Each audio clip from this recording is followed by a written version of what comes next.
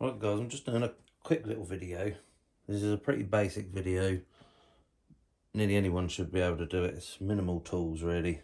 Piece of wood, a couple of screwdrivers, a drill and a heat gun. So this little razor, it's a 12-volt electric kids bike. I got this and the battery was absolutely knackered.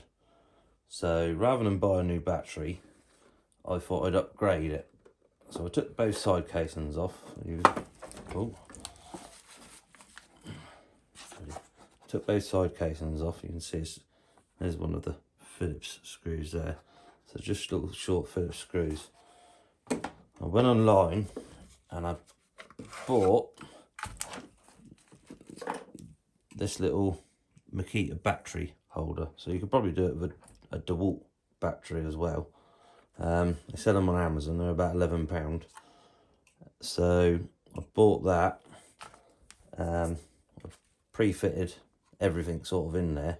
It all fitted and it works. It works fine. I've had it running for ages, so there's no worry there. The only problem is this crease in either side. This piece and the other side pushes in, and the battery wouldn't. It was hitting on there, so it wouldn't fit in with that like that. So the first step is to get a heat gun, heat it up on the inside, and then all I did was, once I heated it up, I used a piece of wood to push down hard on a flat surface on the crease, and I kept pressure on. Now I heated one side, heated the other, and just keep pushing and pushing. You know what I mean?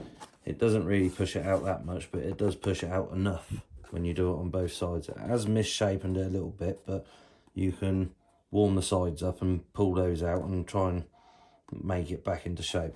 I've used the screws on the other side to leave it on there. I plan to use, you can get little little clips, what they use on motorbike. They're like quick release ones. So once I put it in the hole, it's just a little loop and you can just twist it, pull it, and then take it out.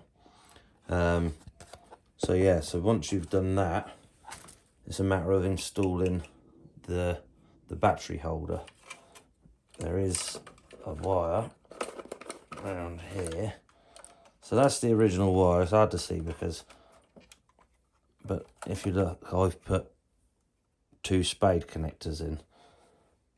This is the wire that goes to the battery. It's got spade connectors in there. So I got a little tiny screwdriver down in the gap. I managed to pull one out. I thought I'd be able to reuse it because sometimes you can unpick them. I've unpicked the beginning of that one where the wire was, but that one was so tight I couldn't unpick it. I could have put another wire in and soldered it on top like that and then push that back round, and that would have still worked, and then I could have put it back in and I could still have used the original clip.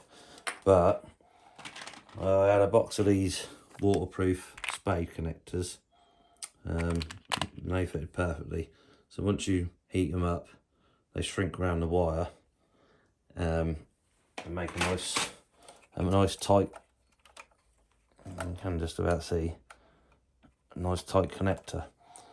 So you just add that to the 2 wires that's already on this adapter that comes with it. They tuck in round the back, out the way, up there. Then it's a matter of installing the battery. Good thing is, if you're like me and you've got a few batteries, you can just take a few out and they'll last ages. So if I turn that on now, just lift it up, you can see it's got plenty of power. So it's a good upgrade for a child who's a little bit bigger. And it's a good upgrade if you don't want to keep charging the battery and using the 12-volt one. Like I said, this plastic has pushed in a little bit, so I'll probably get a heat gun on there, but it does go back on with a bit of fiddling. It's fiddly anyway, but with a bit of fiddling it locks back in. So if you wanted to, I mean, you could just reuse the screws that you took out, but it's, like I said, it's fiddly. If you can buy some quick release ones, or even put a little threaded bar in there with a wing nut on or something, just something so you can get it on and off quick. But yeah, that's how simple it is. Like I said, heat gun, push that down. It does get warm, and you do need a flat surface, but that makes just enough room to get that in. And like I said, it's an easy upgrade really. It's cost me £11 and probably about 30 minutes of my time. There is 2 fixing points in there.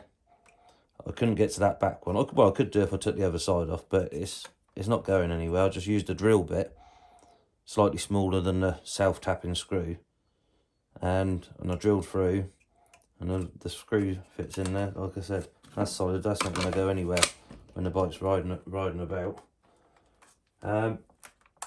Yeah, pretty straightforward upgrade to this little Razor. And like I said, I've got 4 batteries. That'll last hours and hours and hours, and it goes well. It goes well. It even rides with me on it. So it's, with a kid, it's going to fly around. You probably could do an upgrade for a voltage like regulator. So if you could put a little twist knob on the side if you wanted to somewhere, and adjust the voltage, so that would speed it up and slow it down. I'm not that electrical minded. That's beyond my means. But like I said, this should be within anyone's means, as it's pretty straightforward, pretty easy. So yeah, I just thought I'd make a little video so you could see how to do it and how easy it was and what you need.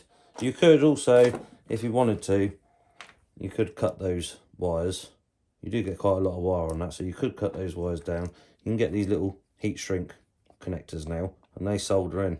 So I could have done those, but like I said, there was no point when I had those spade connectors, and that was enough to do it.